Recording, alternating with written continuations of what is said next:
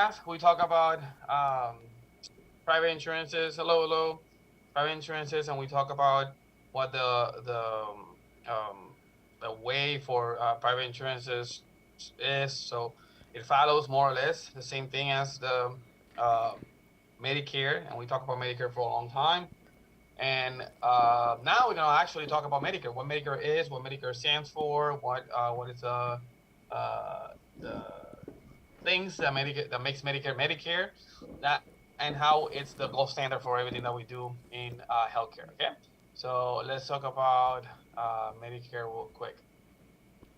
So again, we're gonna go over many things. The things that we're gonna talk about are gonna be the key terms for Medicare, eligibility, enrollment guidelines, characteristics of the types of Medicare coverage, and again, that is uh, Medicare Part A, B, and C, the difference between participating and non-participating providers or opt-out providers. Know what is an advanced beneficiary notice. We've mentioned this so many times. I want you to understand what it is. Talk about primary and secondary payer for Medicare. The summary notice, what is it for? Medicare billing notes, and completing the CMS 1500 form. The Medicare primary claims, Medicare plans, Medicare, Medicaid, or Medi-Medi crossover claims, the ones that have Medicare and Medicaid, when Medicare could be a secondary claim, and the Medicare roster billing. So all those things are going to be covered. This is a long chapter, so if we can finish it today, we will. But it has a lot of things. Yeah. So first, we're going to start talking about what basically Medicare is. So kind of an introduction of Medicare. Just so you understand, it is not a health insurance. It is a healthcare program. So that's something that the students sometimes do not grasp correctly. Medicare, even though we treat it and we talk about it as a insurance, is not an insurance. It's a healthcare program. So it's a lot different. Okay, but if we want to use the word healthcare insurance, then it is, and it is the largest single healthcare program in the United States. Again, larger than Blue Cross Blue Shield that we talked yesterday. That was kind of the largest, but of the private ones. If the patient has end-stage renal disease, ESRD, so they have kidney failure and they will require dialysis or transplant, they will be covered by Medicare. So that's one of the things that we need to understand. So when we talk about who receives Medicare, one of the individuals that will receive Medicare is the individuals that have end-stage renal disease. So a patient is on dialysis, it will get full Medicare. The original Medicare includes Part A and B. Part A, as we've said many times, Part A is going to be for hospital, and then Part B is going to be medical. In other words, Part A is going to be for inpatient, and Medicare medical insurance will be outpatient. Okay, so you can remember those two things that way.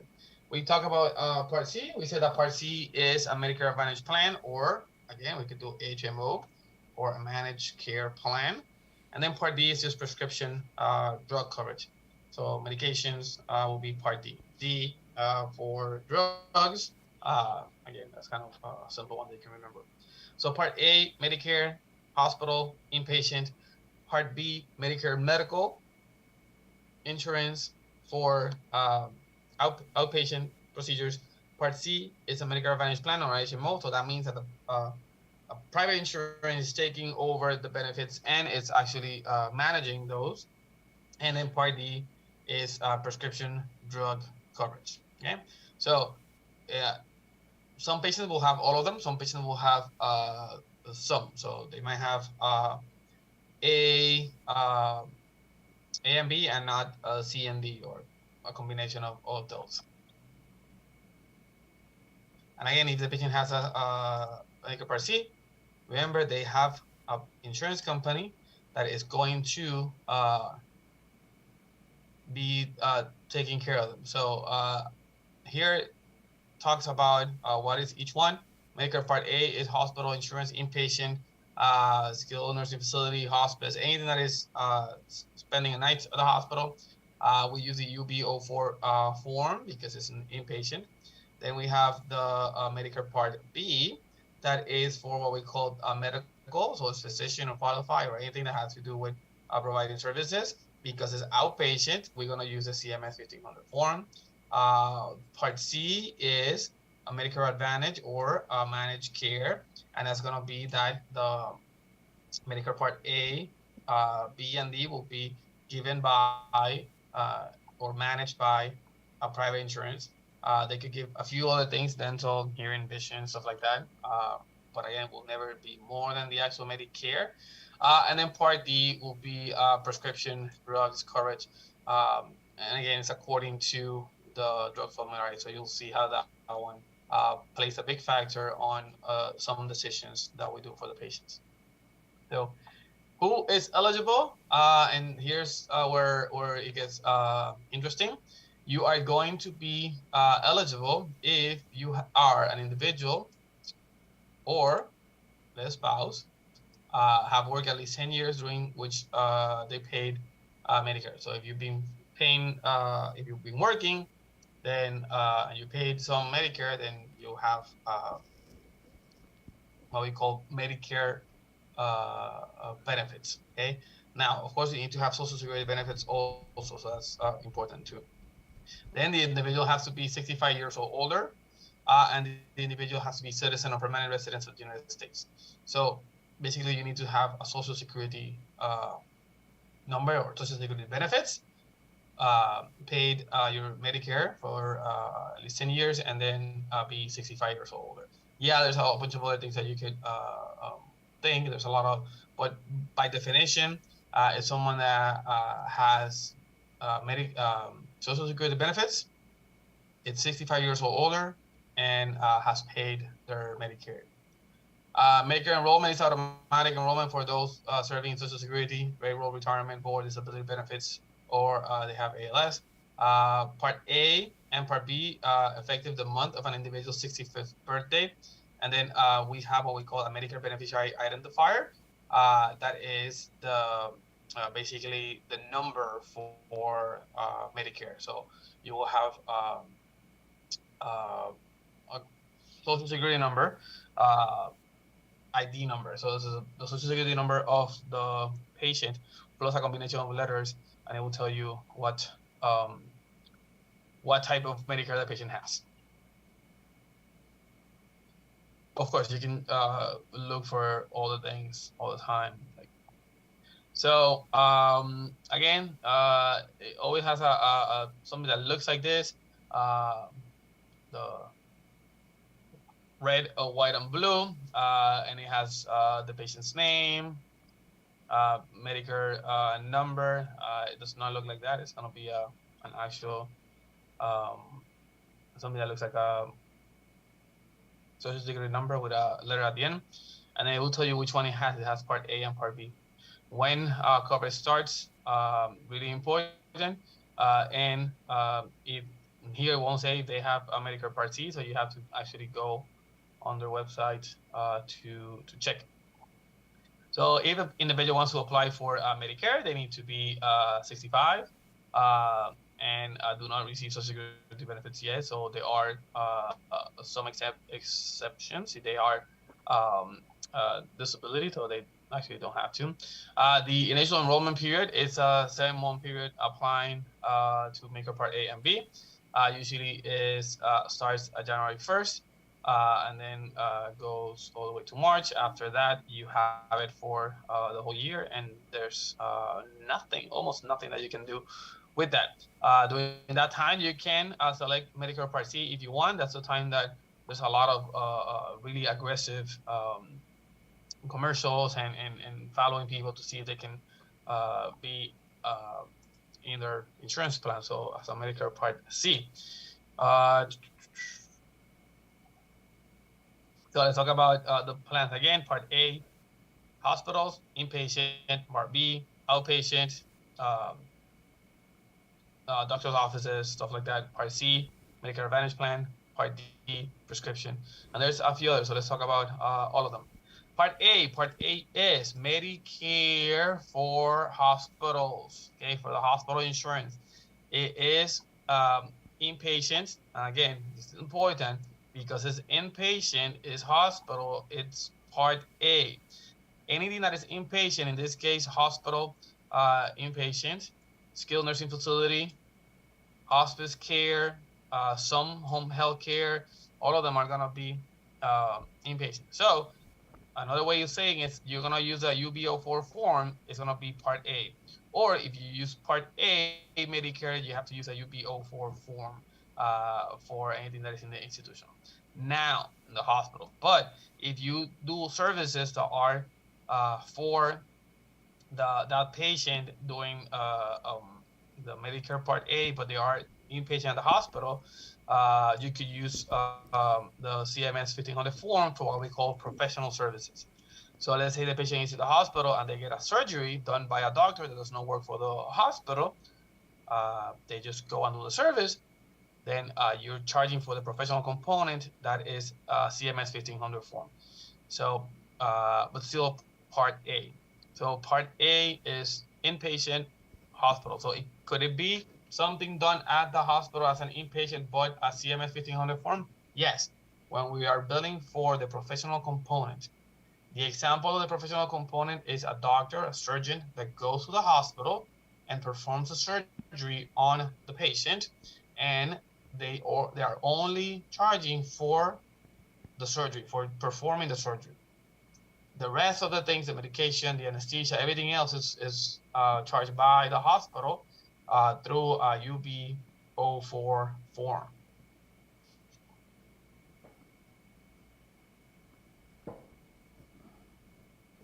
So coverage for Part B will be anything that is what we call medical, okay? So now it's not hospital, it's medical, also called professional. It's going to be anything that is, first of all, medical necessity, has to be proven, so medically necessary, and it's going to be to diagnose, treat, or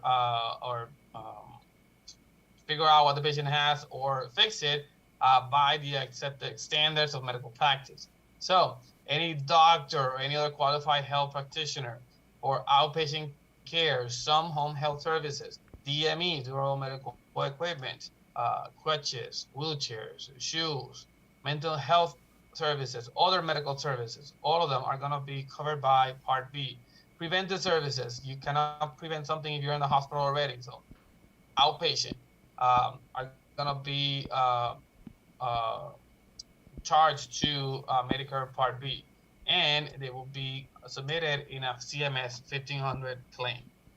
So remember, not every part of Medicare will be used all the time. It depends on what setting you are actually doing it. If you're working for a doctor's office, you're good. Okay, you will always use Medicare Part B. If you're working for a hospital, well, you can use both, either A or B. Co-insurance. Wait. Co-insurance. So you already know co-insurance, and we said if you have Medicare, the patient has Medicare, will have a co-insurance of 20%, okay, of the charges, or higher national medium, depends on where you go. Medicare will pay, okay, or reimburse the difference between the approved amount and the national co-insurance of 20%. If the hospital collect a higher median co-insurance from the patient, the Medicare reduces its reimbursement accordingly. So what does he say? He says, in other words, he says that the insurance, in this case Medicare, okay, is going to pay what? The difference, okay, between the allowed amount, okay, and then the deductible, and their 80%, and then the patient will pay the rest. So that's where that number comes from, okay?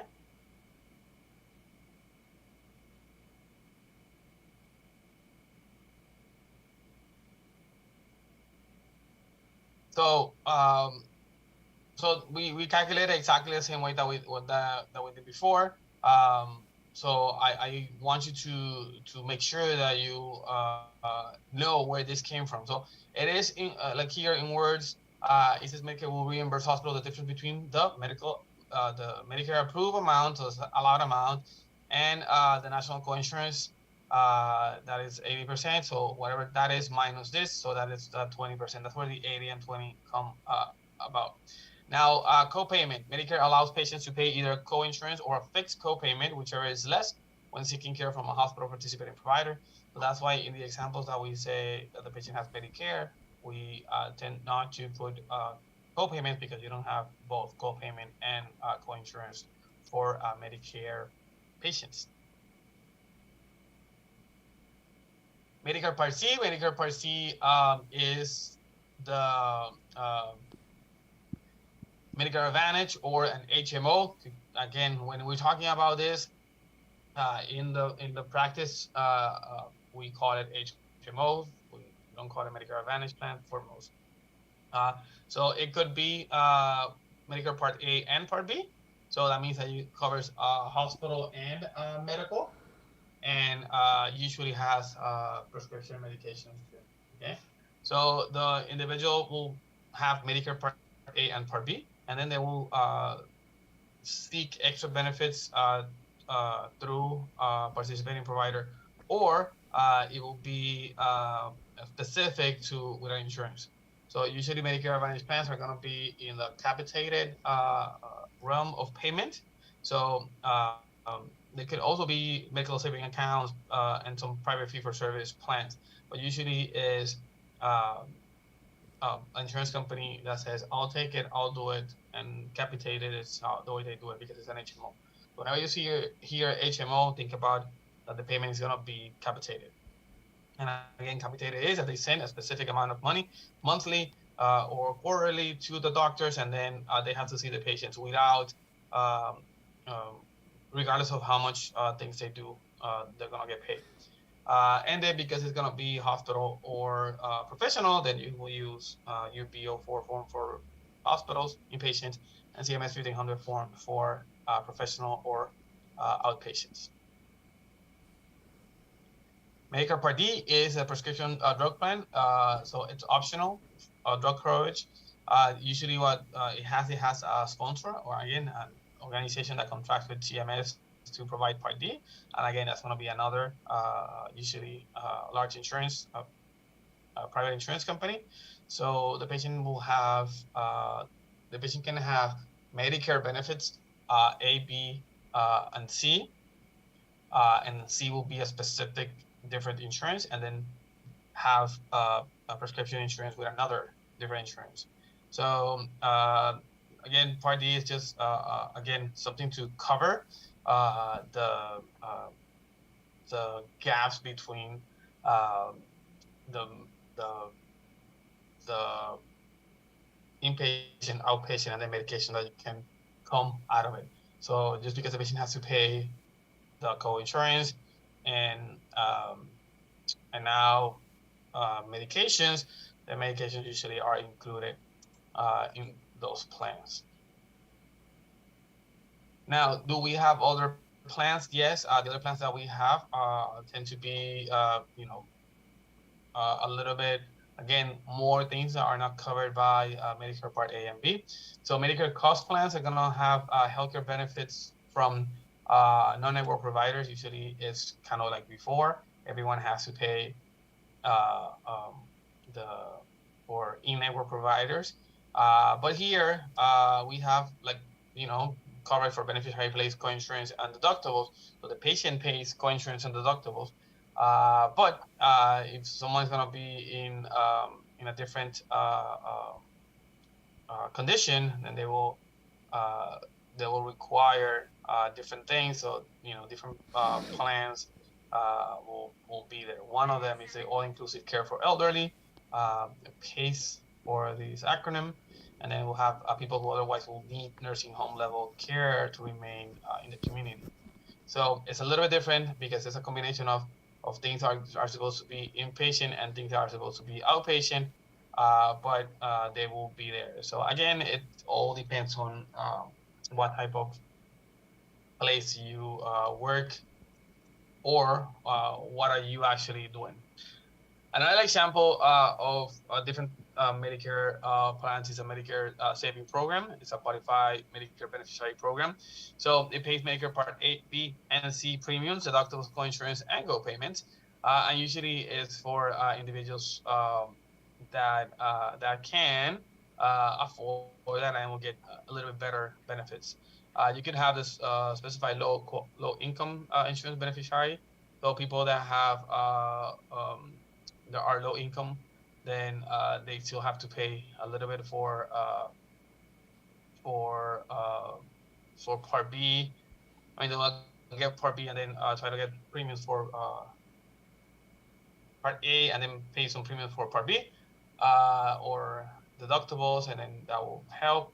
And then again, qualifying individuals help me pay for Medicare Part B premiums for people who have Part A. So you do not have to have Part A and B. You can have Part A and then say if you're gonna have Part B. So sometimes you have to pay for it, and then again, it's in the form of premium and deductibles. If the individual is disabled, then Part A only if the individual is disabled, they will get Part A and Part B. But if it's a working disabled individual, then they will pay only Part A. And then if the individual wants, they will pay premiums for Part B. Some other ways is the Medicare Share Savings Program. So with this one, we're gonna have three ways to do this. So the first one is the Accountable Care Organization. So it was created in 2012. It was to make sure that everyone plans, hospitals, and physicians were working together to improve the care for the people that are with free Medicare. Again, free Medicare is Part A and Part B. Remember, Part C includes somebody else. And then Medicare Share Saving Programs. Again, it was one of the ways that we were adding um, that responsibility and quality for Medicare beneficiaries. The way that it was done before is that if you were with a plan, the plan had better things, and again, people were moving from the original Medicare plan, and it was not actually. So they were trying to make sure that everyone uh, was, getting the same care regardless of the plan that you have.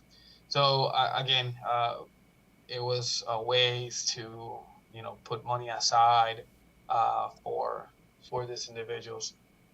Um, some employers or unions will have coverage for individuals that are 65 and retired. So anyone that has 20 or more employees can do that, and they will have kind of the same thing as the individuals that were younger. So again, it's the it's a way to give patients more, or beneficiaries more, let's say, for less. Think about this: every single plan uh, is giving more things to the patient.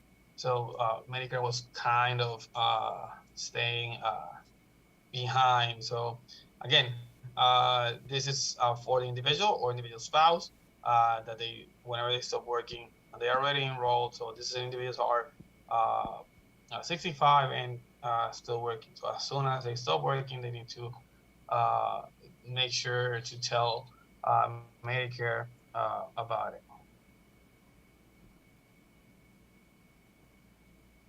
I see that we have most of the people um, already, but let me check real quick who's here and who's not.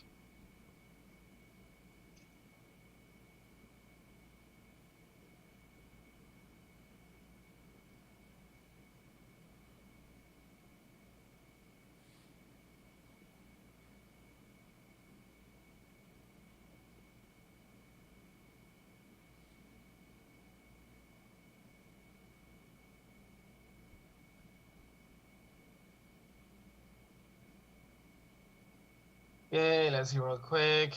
Mirta, Amika, Marta, Christian, Jaili, Monique,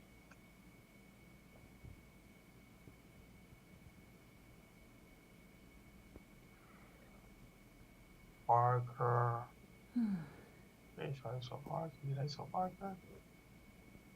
Parker's guest at the bottom. Liz, Frank, Andrea, Vanessa, Aaron, Aaron,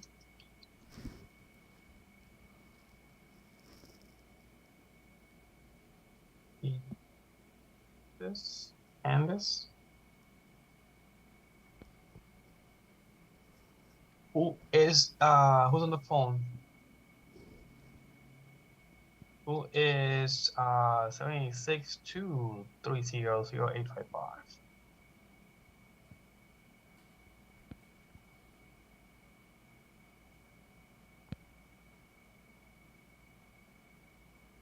Oh yes, Parker again. So Parker, you twice.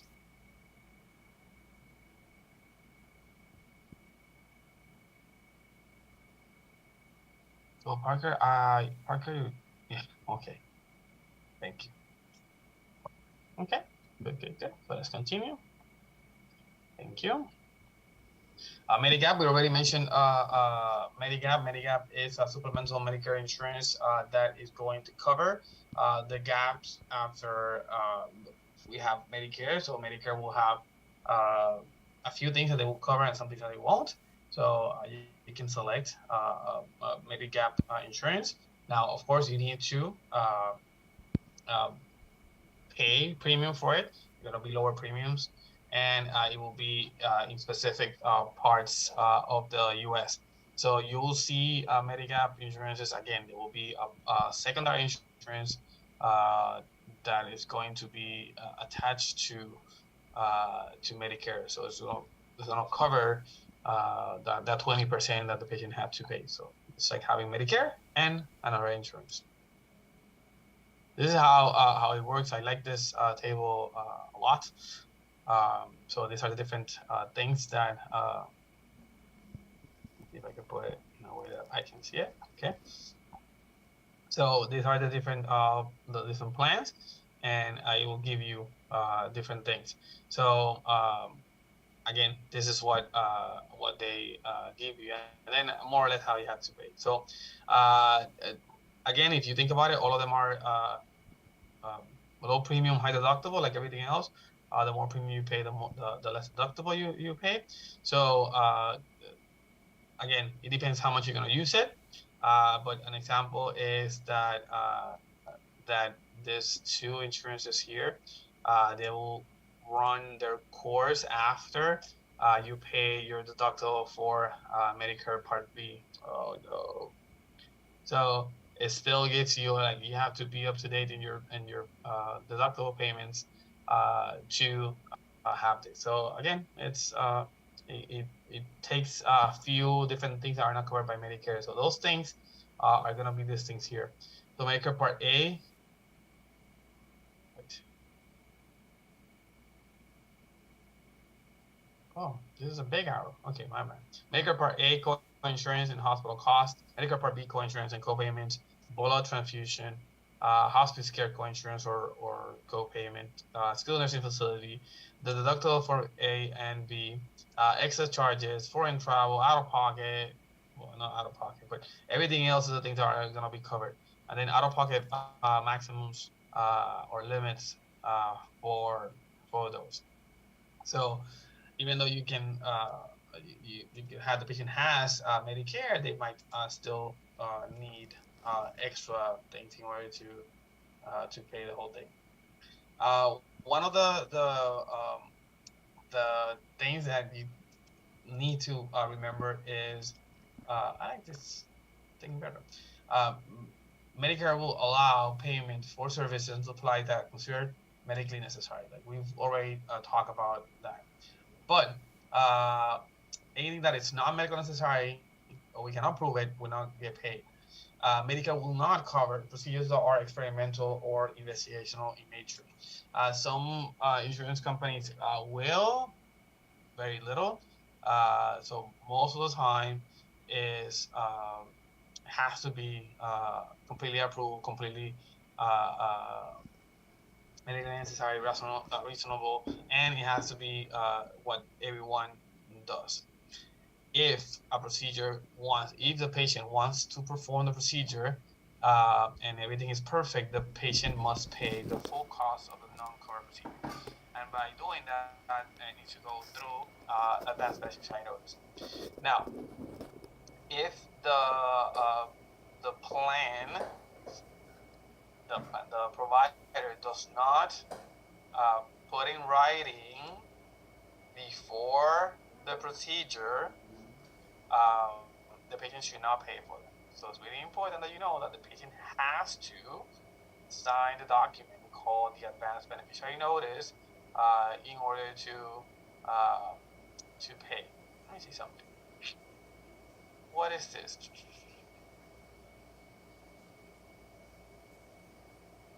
Yeah, this is a weird way of doing this, but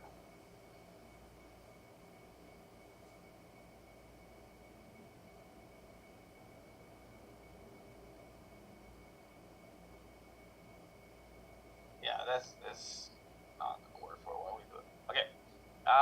So participating versus non-participating provider and opt-out providers, opt-out providers.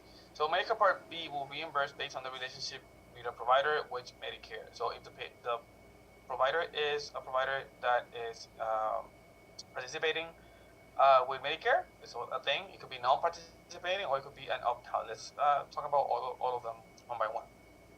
The most simple one is participating provider. Participating provider is a provider that is part of Medicare and accepts payment for Medicare and accepts the assignments. Is what that's the name of for you. So a participating provider, someone that has a contract with Medicare and accepts the assignment of payments of all claims. And again, those the accept with the assignment is that they're gonna get direct payments for all claims. They will get bonuses if they are or get into it. They have publications, special messages, hospital referrals, and faster processing of assigned claims. Again, that is 14 days.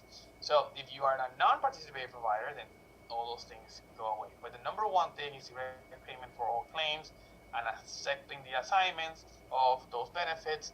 So that means that you cannot argue with payment. So basically, they'll get more money and they're gonna get faster. If you're a non-participating provider, then you might accept the assignment on a claim-by-claim basis. So there's some restrictions, but it's not all of them. If you're participating, you accept any payment from Medicare as full, and you cannot argue about it. But then the other ones you could do. So a patient must file a Medicare claims. Fees are restricted from limiting charges and unassigned claims. Balance billing for patients is forbidden. So in the participating provider, if the patient owes you something like 20%, you can go ahead and ask the patient for it. But in non-participating, you can't. Collections are restricted to deductible and co-insurance due. So if the patient owes a co-insurance or the deductible, then you're supposed to collect it from the patient. The patient must sign an advance beneficiary notice of non-coverage for all non-assigned surgical fees over $500. So before, it's only the ones that you're not sure. Here is anything over $500, you have to sign the advance beneficiary notice of non-coverage. Again, that says that if you the Medicare will not pay for it, and that if Medicare does not pay, then you will have to pay for it. Patient must take assignment on clinical lab charges. Again, simple little subtle differences for it. Now, limited charge, we talked about limited charge a few times. So for non-participating providers who do not accept the assignment are subject to limit to what they can be charged for covered services. So the Medicare allowable, or again, the allowable amount, this is the number that we use, the AA, fee for a non-participating provider is 5% below what it is for a participating provider. So a participating provider basically is going to get 5% more than a non-participating provider. And this is exactly the same thing as, not exactly, the same kind of concept that we have uh, for participating providers and non-participating providers uh, under a commercial plan, but it's not 5% less. It's like 20 or 30% less. So the non-participating provider physician does not accept assignment may charge a maximum of 15% above the non-par approved rate or 10% above the participating fee schedule. So whenever we put something extra and then we do an adjustment, their top adjustment is only 15% above the non-participating or 10% more, because it's the difference of the 15%.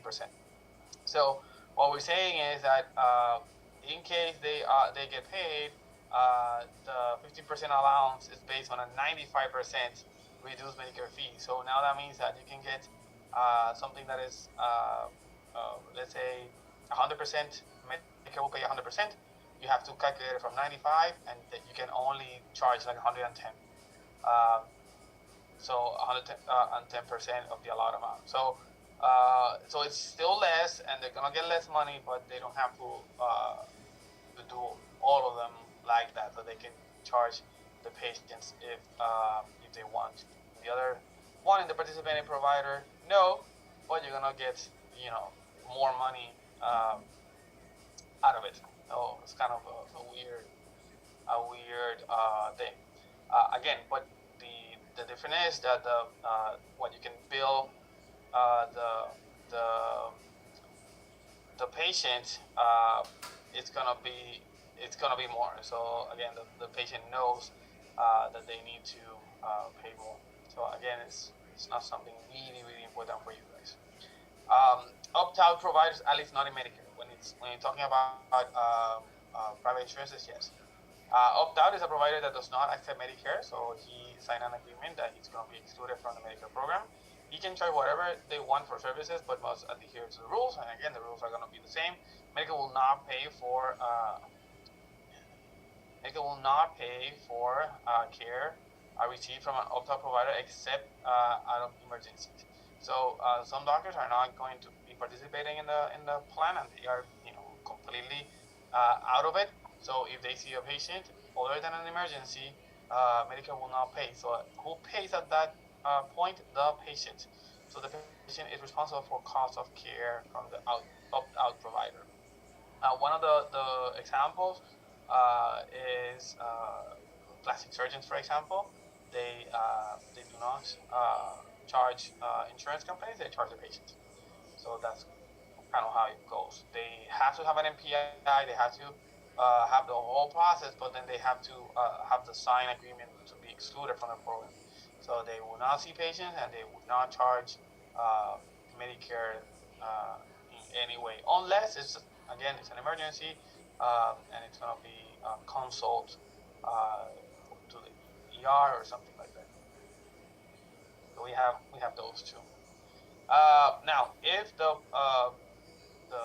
provider is going to be part of the Medicare uh, plan, uh, they have to uh, uh, submit claim for Medicare services. Okay, patients that are in Part B.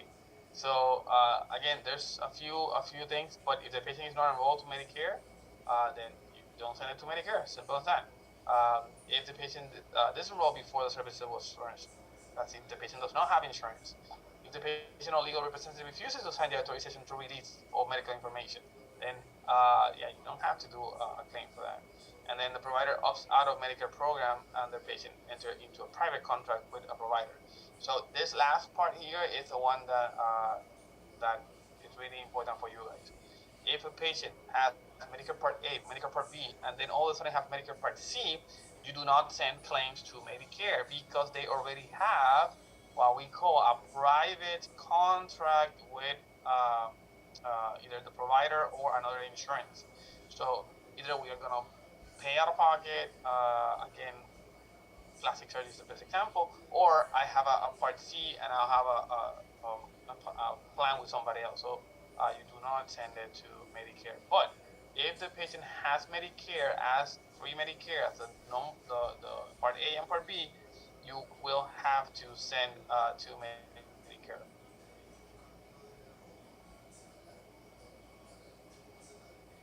This again comes back advanced beneficiary notice of non-coverage. It's a notice or a document that says that in advance this beneficiary will not receive benefits or payments from Medicare uh, on their services that are not covered by Medicare. So it's a document, written document, provided to Medicare beneficiaries, to the patients, by a supplier or by the doctor or by the whomever is doing the service before the service is rendered, before the service is given, saying, you know what, it's our uh,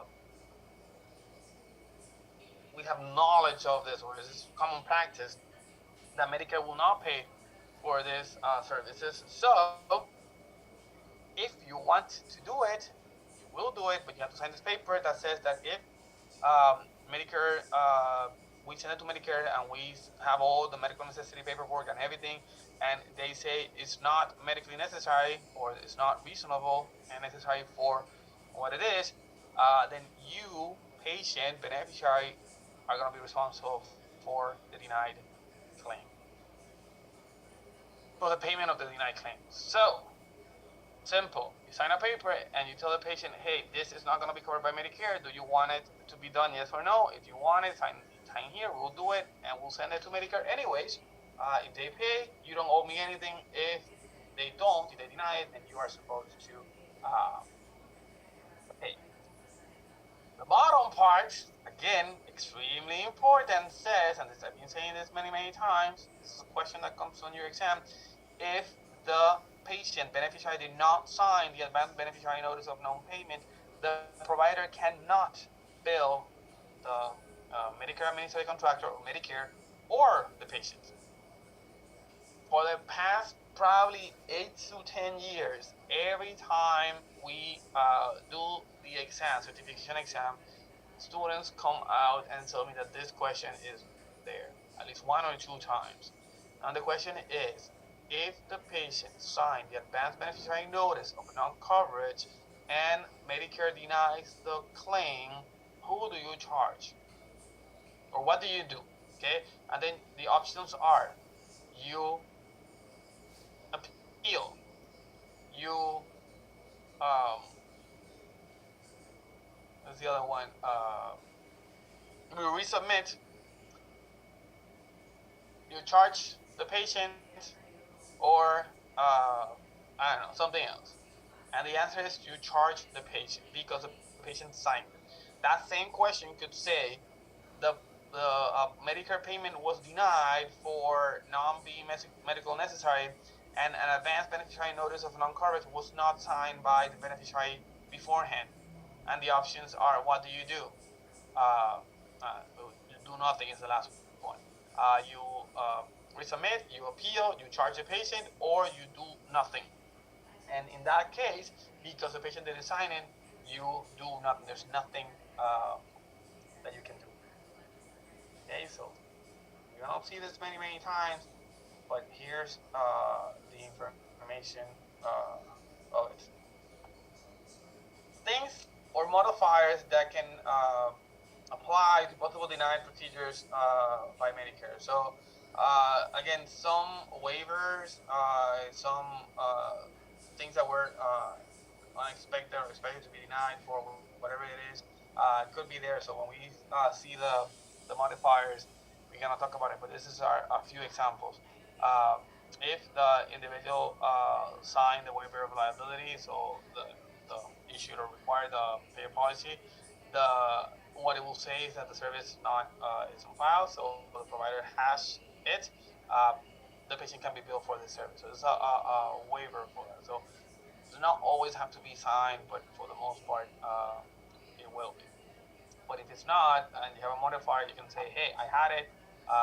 So now we can get it. Okay, we can get payment. We can bill the patient. And again, some other services, or again, they were expected to be denied. It's not reasonable necessary, which indicates the ABN was not issued for the service. So we knew that the service was going to be denied. Then Medicare will deny it, and then it will say that the patient is not responsible. So you use that modifier for the CPT, and then it says that because the provider did not obtain the advanced SCI notice prior to the service, the patient cannot be billed. So you might have to add this modifier to say, hey, I had it or I don't have it, because I expected it to be paid, or I expected it not to be paid. But again, it's just giving a little bit of information so it can change what the outcome of payment is, or at least what you can do with it after it's denied. So again, for Medicare, it's simple. If something is denied, you have two options. Either you appeal and get it paid, or you charge the patient. In order to charge the patient, you need to have the advance beneficiary notice, or a way of proving that it should get paid. So again, some other ones, again, you see that all start with G.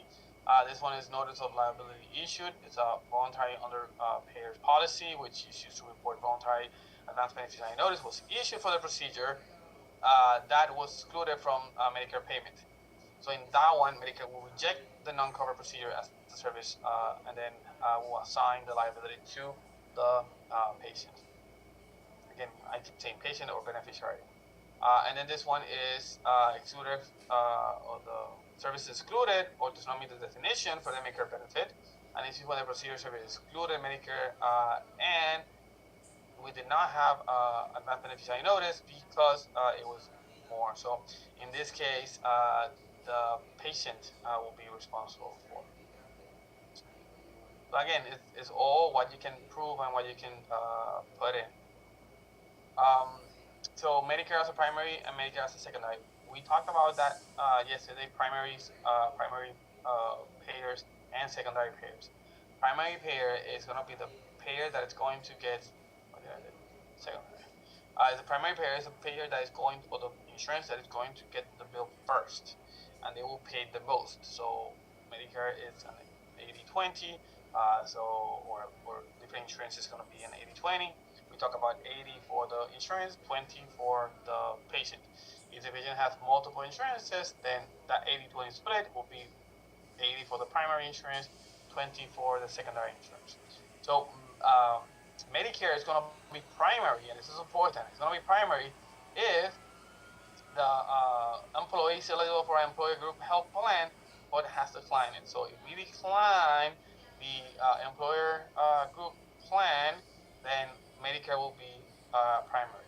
The individual is currently employed, but it's not eligible and was exhausted group coverage. So if we do have group, but it's already up, then Medicare will be primary. Health insurance plan is the only health insurance plan is only for self-employed individuals, then it's going to be primary. Health insurance plan was purchased as an individual plan, not to obtain through a group, it's going to be Medicare.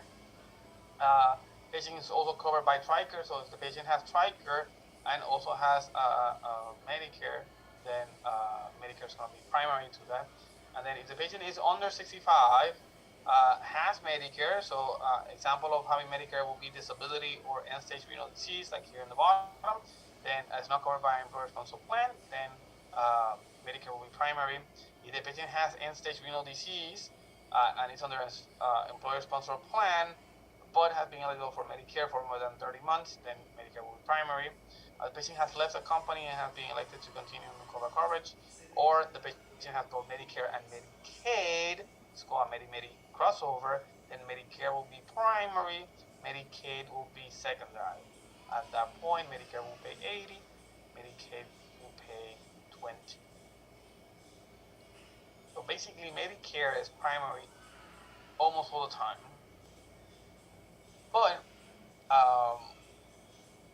But it could be secondary. You'll see in a few examples. So when the claim is processed through Medicare as a primary payer, then the plan will have, like, this is the plan considered primary to Medicare issues a denial of the payment that is under appeal. So if the other plan was considered primary, and then it's the payment is under appeal, then you can submit it to Medicare as a primary.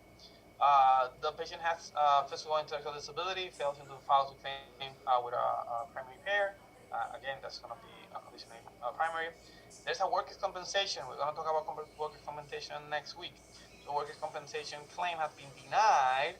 So now, what are we going to do? Well, we have to move it through appeals. But at that point, we can go back and do, okay, Medicare could be primary in this case, even though it's workers' compensation. And again, there's no response for a liability payer within 120 days of filing a claim.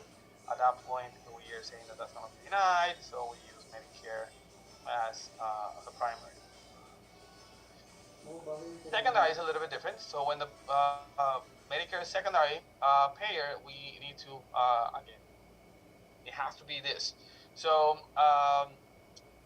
Medicare as a secondary payer applies to a little Medicare, and it's also covered by something else. So it's a group plan, so employer group health plan that has over 20 covered employees. Disability coverage is also for that. End-stage renal disease case for people that are being employed. So this is people that have Medicare but are also working. Third-party liability policy, okay? Treatment for injury covered by the policy. So you got into an accident, car accident, for example, and then the car accident is trying to settle in the payment for treatment or injury. After there's no more money, same thing. Workers' compensation is the same. If the claim is contested or there's no more money, then you will go to whatever left over as a Medicare as a secondary payer. VA also, anything that is pre-authorized to be both VA and Medicare. So VA will be first, and then Medicare will be second. And the Federal Black Lung Program covers currently and formerly employed coal miners, and that will be the primary. And if they are 65 years old or older, or they have Medicare, then at that point Medicare will be secondary. Again, not almost never. So I like this little scenarios. Again, you don't need to read the whole thing, but here it says patient has a group coverage and or he had a group plan that he retired from. Now he's not working anymore, so Medicare pays first, and then the other one pays second. The patient is 65 years old older and has a group health plan and is a current employee. So the group pays first, Medicare second. 65 years or older has a group health plan in a tiny place that has less than 20 employees. Medicare will pay first. Patient is 65 years or older and has a disability and has a group plan. So now the group plan first, Medicare pays second. Patient is less than 65 but has a disability and has a group plan. Medicare will pay first.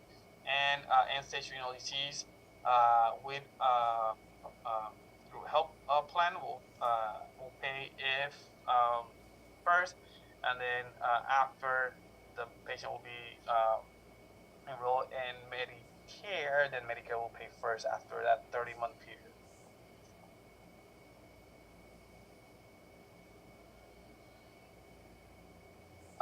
Medicare summary notice. It's a statement sent to patients every 3 months. It looks like this one. It's going to talk about what the things were charged and billed and paid. So we call that an explanation of Medicare benefits. So we call it EOB, explanation of benefits. When we talk about explanation of Medicare benefits, we call it EOMB. So it has Medicare benefits notice, Part A, and then benefits denial letters. So a patient should routinely get all the things and should match what they've done in the previous time. So again, here's a Medicare number, the date of the notice, and what different things it's going to have. So it's going to have what are the the claims, what are the deductible, what was paid, and it's really important. He says this is not a bill. Okay, so it's kind of the same thing that most of us get when we are doing we get it on the mail after we get the services done. Now here's one that you'll see as a medical biller coder like all the time. Mega Administrative Contractor, MAX. This is the people that are going to look at and process the claims. Okay, so they are specifics. They are many of them. They are by area. These are the people that you want to talk to when you're doing appeals, when you're sending the claims, anything. So they are regional. So each area will have one. They do it through a bidding process. So again, they're gonna get some money for processing those claims. Then we have the maker split share visit payment policy. It applies to non-physician and qualified non-physician provider. Each performs part of the medical necessary service of the EM or evaluation management service for the same patient at the same date of service. Usually that happens at the hospitals. And then DMEs or DME Max, they're gonna be the regional Max. They have four of them, and again by locations.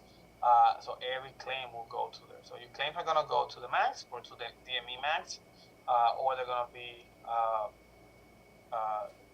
sent first to the independent contractor that's gonna check them, and we call that the first checkpoint. And basically that's what it is. You're gonna send them, and they're gonna check it. The claim is good. It's gonna pass to the MAC. So billing notes. This is what we need to memorize. Every single Medicare claim has 12 months, 1 calendar year after the date of service to be submitted. If you submit it after the fact, it's going to be considered late filing and it's going to be immediately denied. The claim has to be in the form of CMS 1500 or in the UB04 form, or it's going to be immediately denied. All providers are required to file Medicare claims for their patients. Patients cannot do it on their own. Medicare as a secondary payer, copy of the primary payer's remittance advice has to be there. And telehealth medicine has to have modifiers in order to get paid, and we saw that already. This is things that you're gonna work with every day, okay? So some other insurances, like the insurance that we saw yesterday, they could have different times for filing. Usually they have between 30 and 45 days. So Medicare has a 12-month calendar year, one whole calendar year for submitting a claim.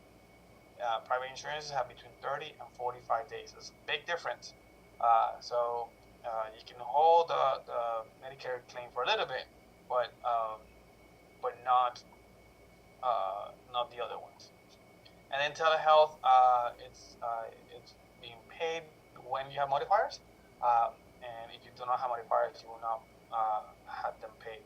Insurance companies, private insurance companies are more and more paying this telehealth medicine. So again, after COVID, things changed a little bit, but Medicare didn't. Medicare stayed with their thing the same way. Instructions. The law requires that all Medicare claims have to be done or printed out in a paper or document that has the optical character recognition. We talk about that when we're talking about the CMS 1500 form. It's going to be scanned, and it will only see the things that you printed out in black. Everything else will kind of disappear, and that document will be processed into a file. So if you do it in a computer, it's gonna be kind of the same thing, but it will have to follow the guidelines of it. If you have anything that is not supposed to be where it's supposed to be, you have an X, you have an emoji or something in the claim, it will be rejected. So it will be rejected, and look, it says rejected, not denied. So you're gonna send the claim, and the MAC or the independent contractor for Medicare is going to check, and they will decide if the claim is. And here's a thing that is not here. Maybe it is a clean claim or a dirty claim. If it's clean, it means that it has all the things that it needs in all the places that it needs. They don't know what it is, but they know that there's something that has to be in block 1 and it's there. There's something that needs to be in block 2 and it's there. They do not check the content. They see that there's something where it's supposed to be. For example, if you put in block 9 at the end, you put that there's a secondary insurance, and then we scan it, and in 11 there's nothing, then that claim we consider it dirty. So it will be rejected. So you have to fix and resubmit. So you need to send the claim first. It has to be decided if it's clean or dirty. If it's clean, passes to the MAC. If it's dirty, it gets rejected and goes back to the provider. Okay, so we fix. So putting the paper file, the paper crooked, the printout crooked or something, will get claims rejected because they're going to be considered dirty, because they do not have things where they go. And this is again, I always try to do something like this to show you. So there's a box here, and let's say an X is supposed to go in, and the X is out of the box. Okay, the X has to be in the middle, and you align the paper in a way that it's now in the back or in the side. The computer is gonna scan. The computer is gonna say in this section there should be an X, and there's not an X. The X is here. They're not gonna say, oh, the X is here, can we move it or no? They're gonna say there's no X where it's where we're supposed to have it. So the X is outside. You do not. We do not submit that claim. So that's something that you need to check. So the people that are going to do this, the individuals that are going to check the claim to either pass it along or reject it, will be a clearinghouse. So again, a clearinghouse, it's going to be an agency that is going to check that everything is in place. They're not saying that the claim is going to get paid. They're not looking at the content of every block. They are looking at that the things that are supposed to be there are, or something is. Okay.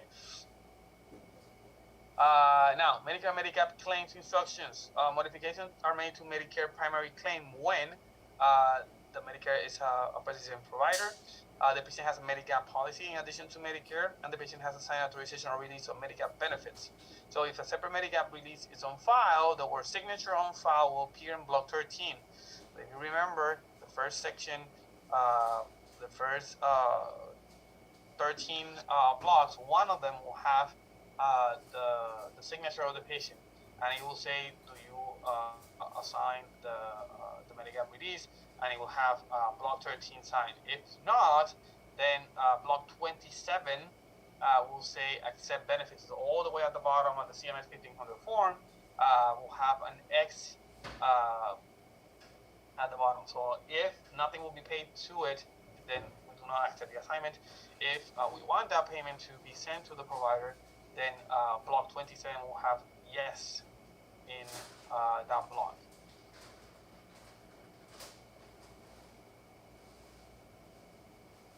Medicare and Medicaid. So Medicare and Medicaid is what we call the crossover. We're gonna have Medicare paid 80%, Medicaid pay the remainder 20%.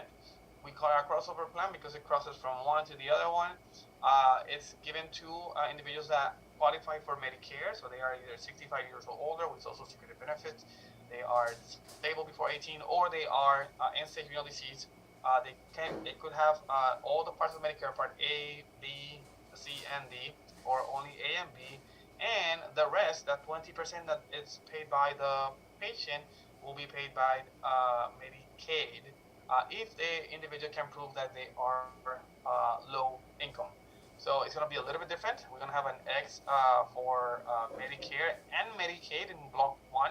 So on the top of the CMS 1500 form where it says the plans, usually you put the whatever plan it is, Medicare, Medicaid, TRICARE, JAMBA, or group, and then you put, is there a second one, you put it in Medi or Medicare, Medicaid, you want to put an X in both Medicare and Medicaid.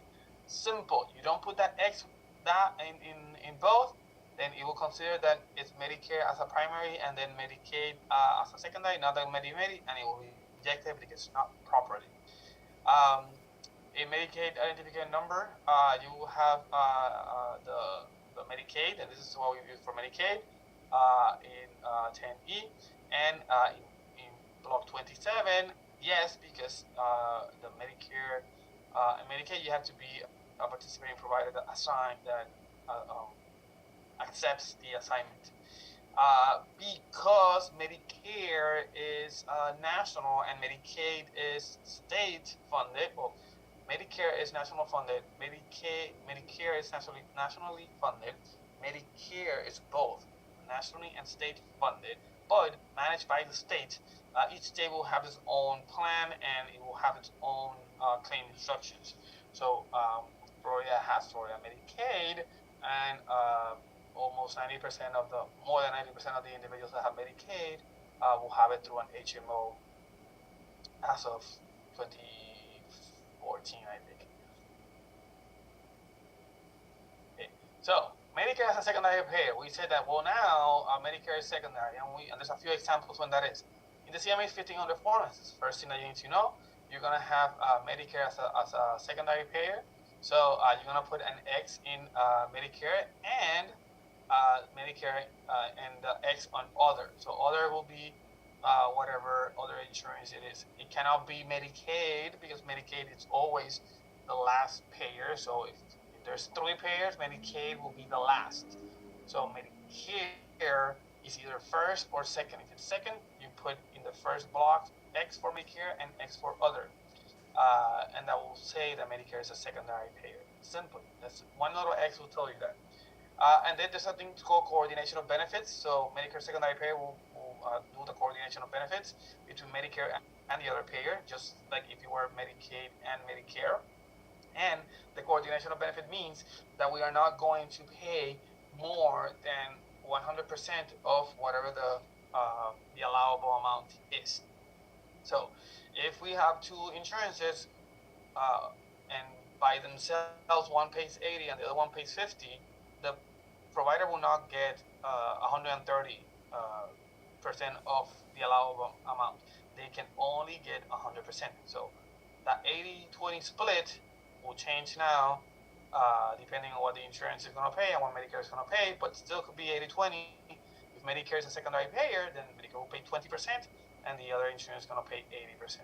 Never more than 100%. That's what we call coordination of benefits. So again, it's a way of or contract where we have not billing more than what we are supposed to.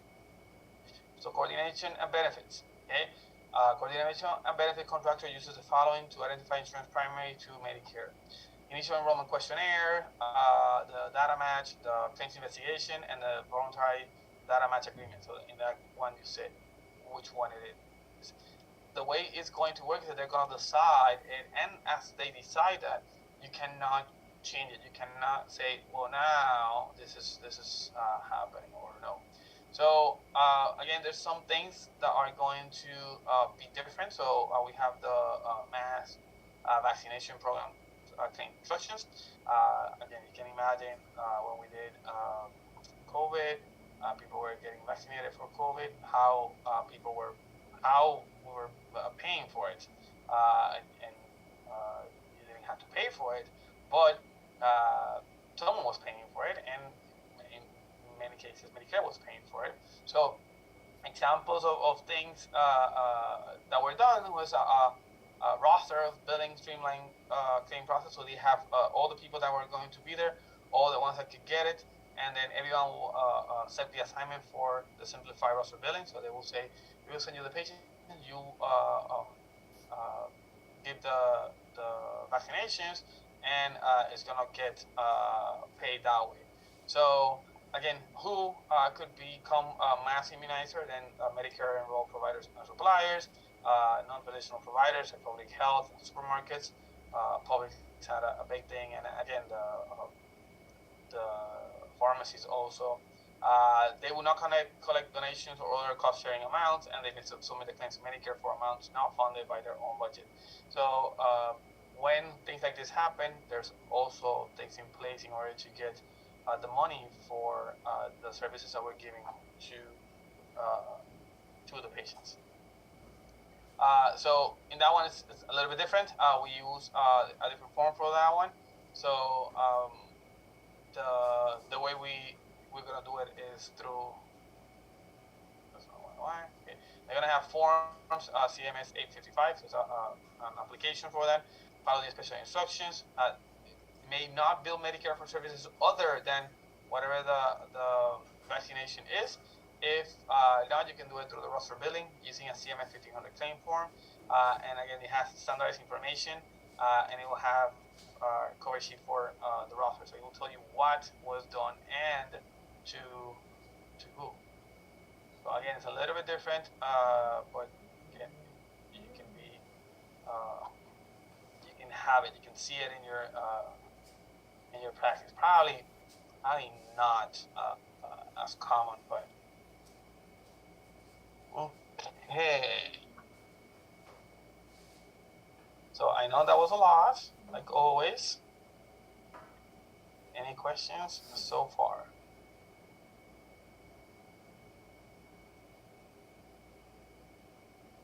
Any questions so far on this?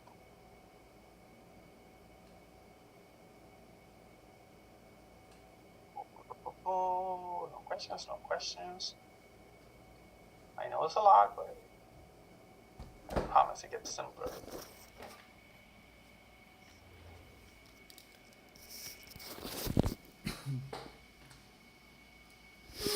Doing, what was that?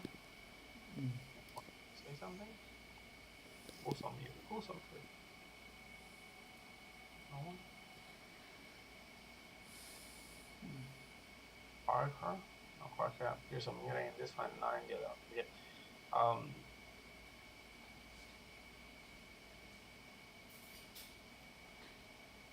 So we're doing really good in time. I think I'm gonna leave it there for today. We have chapter 15, 16, and 17 left, so that's gonna happen next week. The next chapter that we're gonna cover is 15, and it's on Medicaid, so kind of the same way that we did this one. And the week after that, we will be using the billing book. So I'm gonna still give you that next week to get your CPT, HCPCS, and ICD books. But so far we're doing good. So next chapter 15, Medicaid, and we're gonna do it on Monday. Next week, one of the days, I will probably give you an exam to for you guys to complete. But we're doing extremely good in time. Any questions? Anything else before I let you guys go early on this beautiful Friday? So enjoy Father's Day and enjoy the weekend.